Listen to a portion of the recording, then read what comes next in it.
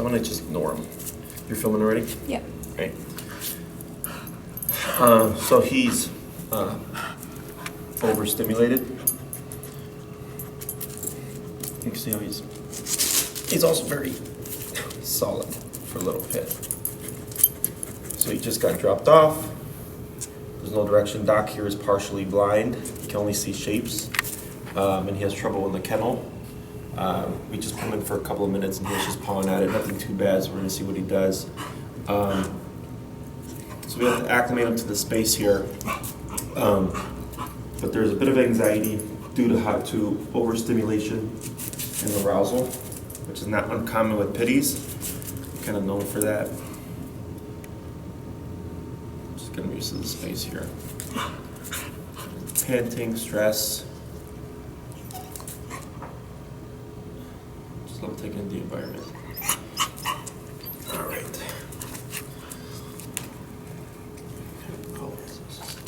Snap. Here.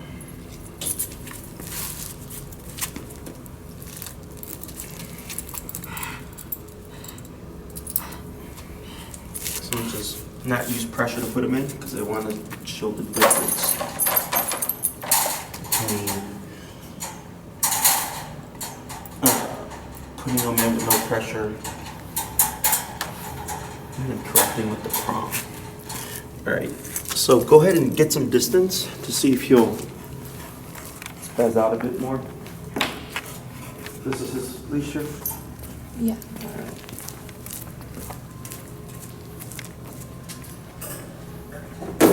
That's the leash. That's what it's about.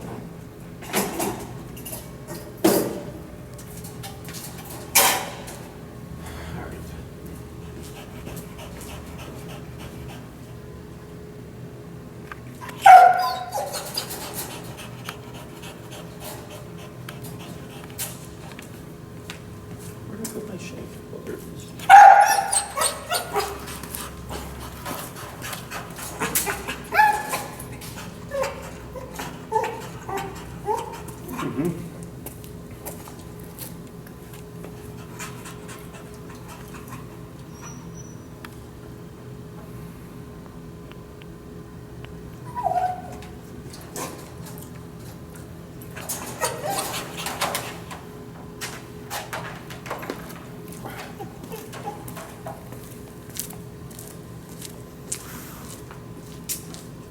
Not too bad.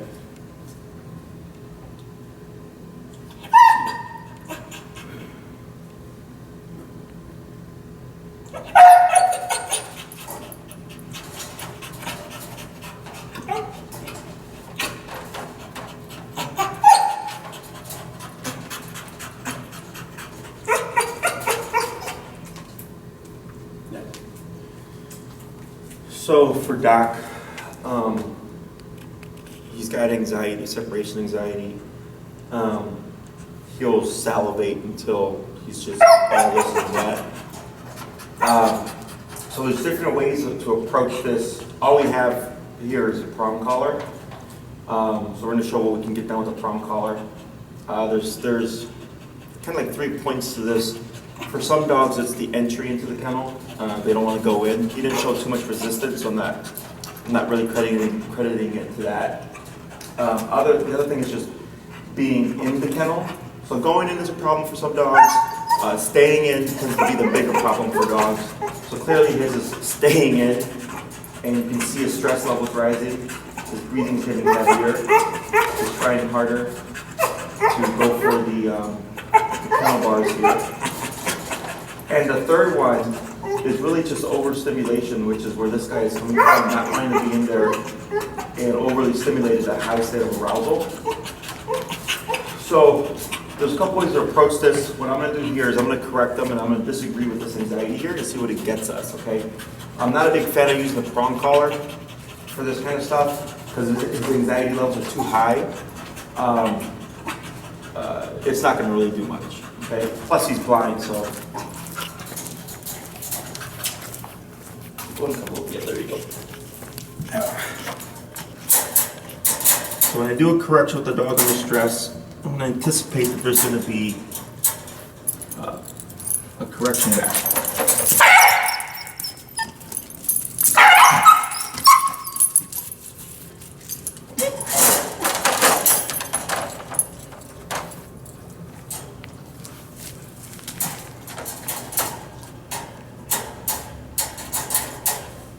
All right, so now we're going to observe.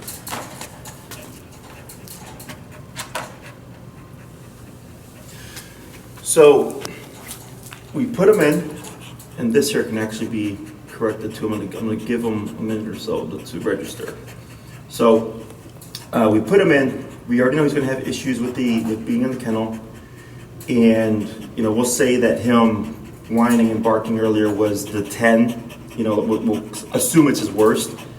And when I went to open, he immediately pushed out and assumed he was free. And he's not free until I give him permission and I allow him to come out. That can be part of the problem, is that he does not want to be in the kennel.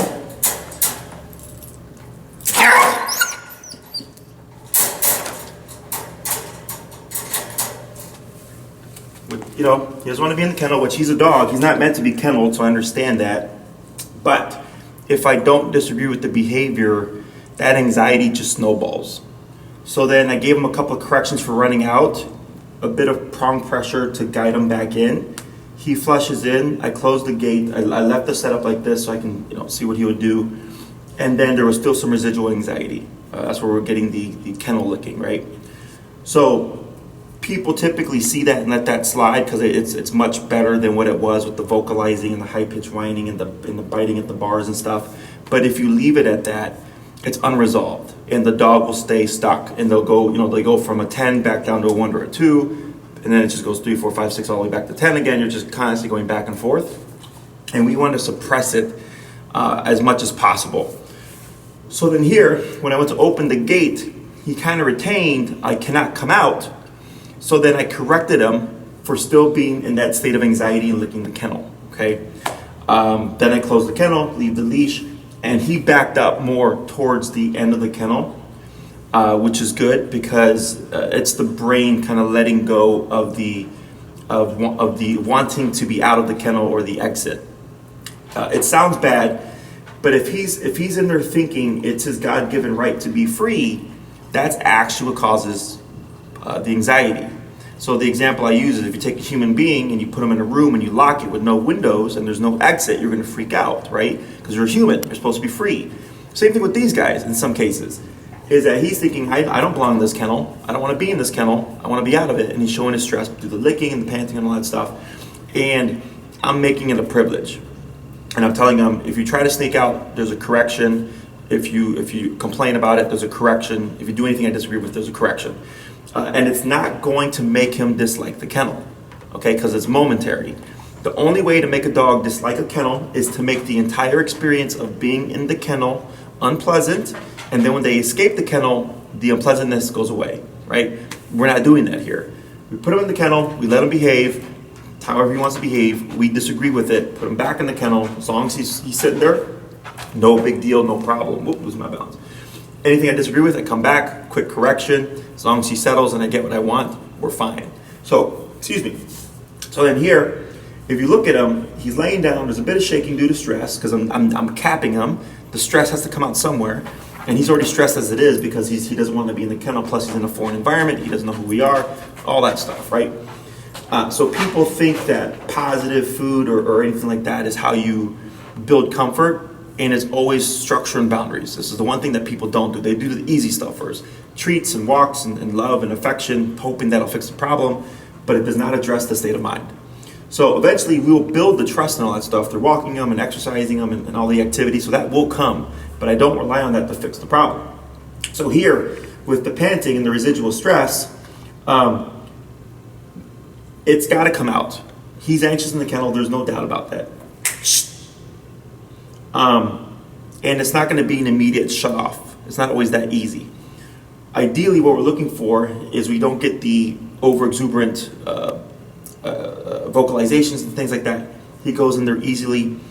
He settles faster. He goes into this kind of resting position although he's still not comfortable. He's, you can see how he's like this, and he's kind of like ready to pounce. I can't disagree with this. I can't correct this, because he's got to let it go.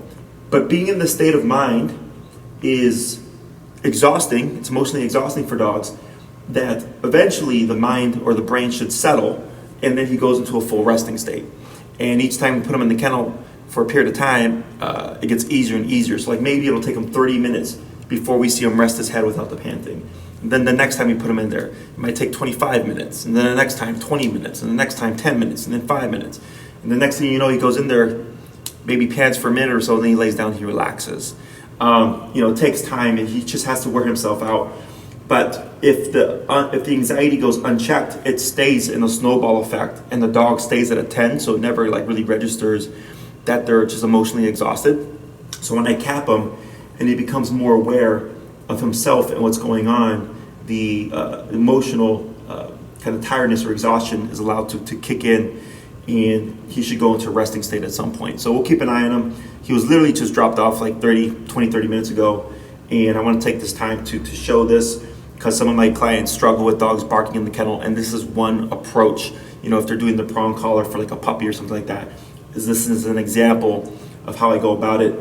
I never leave the dog unattended with a prong and a leash like this without being in the room or in the immediate vicinity, in case the dog moves in the way and it like tangles the collar. I can be there right away to remove it. So we'll keep an eye on Doc, see how he does, but this is already much better.